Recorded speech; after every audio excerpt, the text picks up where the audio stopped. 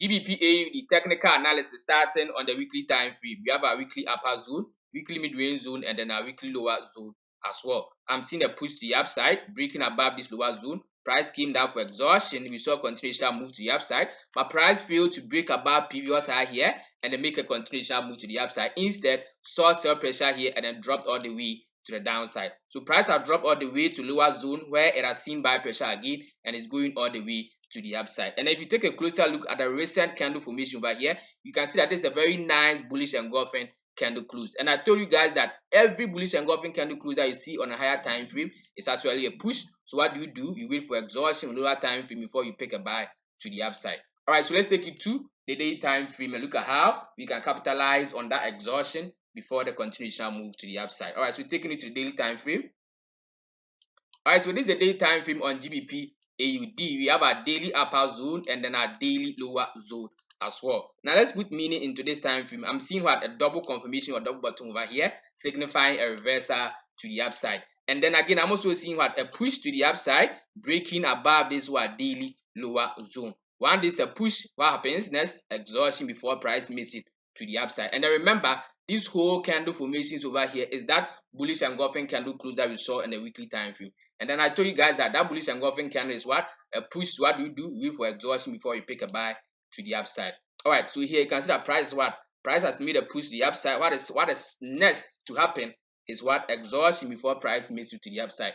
So we are going to wait for what? Exhaustion to complete over here where we pick our buy to the upside. But because this is the daily time frame, then we have what? A lot of space over here which we can capitalize on before this exhaustion completes, and then our overall buy will come in. All right, yes, we are going to be looking for what? A sell around this level because this is the daily time frame. You can look for what? A sell on the daily time frame to capitalize on this exhaustion before it completes here, and then we hop in with our buy to the upside. It's going to be our overall direction of the market. All right, so let's take you to the 4-hour time frame.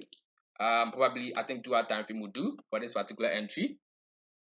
All right, 2-hour time frame on GBP AUD. This is how we are going to pick our entry. All right. So let me try and then put meaning into this 2-hour time frame as well. We have our 2H upper zone and then our 2H lower zone as well. I'm seeing a push to the downside, breaking below this 2H upper zone. Price came up for exhaustion. You saw what? A move to the downside again. But price is failing to break below this previous lower low over here.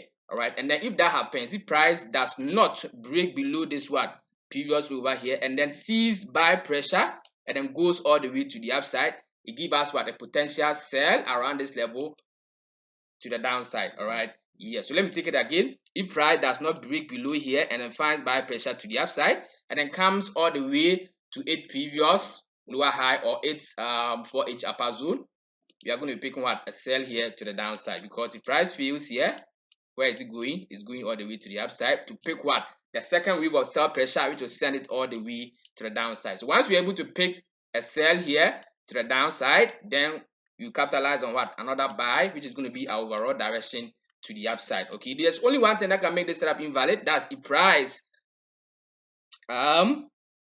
does break below this previous low to the downside, this setup becomes invalid. Why? Because you are waiting for price to reach this level before you can pick a sell. So if price does not come up and then breaks below and then comes all the way to the downside, that means that this sell setup becomes invalid and they'll be looking for the overall buy to the upside. All right, so this is my full view on GBP AUD. If you do love this analysis, kindly subscribe, hit on the bell icon, and then leave a comment below to help the channel out. Thank you guys for watching. Stay classy, trade classy, peace.